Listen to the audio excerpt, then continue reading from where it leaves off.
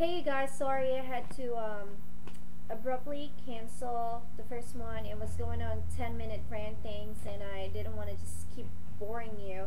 Alright, so I made a list. I was prepared.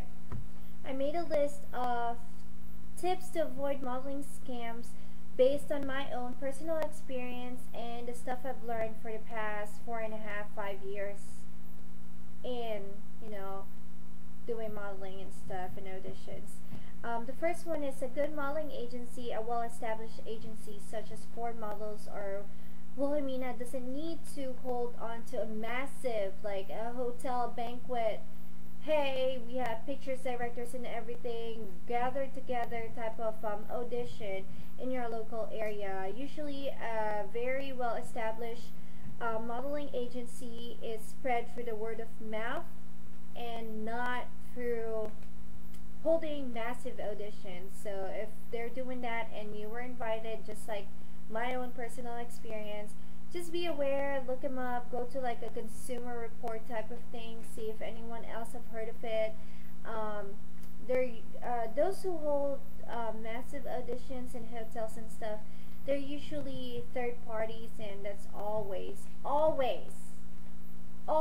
remember I said always a scam. So be careful with that. If you want to go through it, then go ahead. If not, then just take my advice. Go start in your local agencies. If not, go to New York. Open calls are always free. The second thing is that if they have unrealistic promises and ask you to pay a large sum of money off the bat, do think about it first, just like what happened to us. We did think about it, except we didn't have enough background. So here I am telling you, based on my experience and the $2,000 that my parents spent, saying be careful and just think about it first. I know you really want to be a model and you really want to be successful, but it doesn't mean that just because you don't have any experience you have to pay that sum of money. Okay, the third thing is unrealistic promises. Again, I just said it on the first or the second one. Unrealistic promises basically are, hey, after you go through the 6 months process, you're gonna land jobs, you're gonna easily make that $2,000 back, and you can pay your parents back right away. That's unrealistic. And like I told you, I had to wait another year to even recollect myself and consider whether or not I really want to do it again.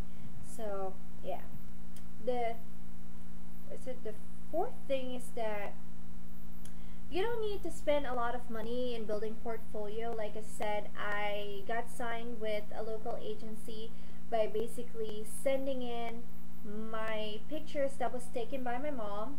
I just followed whatever they were looking for, natural look, headshot, 3/4, which is half body, and a full body shot, and I landed a job. And I didn't start building my portfolio that I had posted earlier last week, I think, until about 2 years after I started getting, jobs and more experience with my resume. So don't spend like $1,000 just because audition said you need to spend $1,000 to build your portfolio. But that's just me. I am just trying to give you an advice to save money.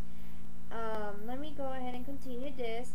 The other thing is that if you don't have any experience, then start locally. If you feel intimidated and going straight to New York, not knowing what the modeling world is and not knowing if you want to try it really, or are you serious about it, go look for local agencies. You can basically Google it and call around the way I did and just get a couple of experience, get a couple of test shoots, get tear sheets and stuff, so you can go up to an actual well established agencies in Ford and just say, hey, I have a couple of experience in my hometown, maybe you'll consider me, see if they like you or not. They're gonna let you know right away whether or not you're a good fit for their agencies.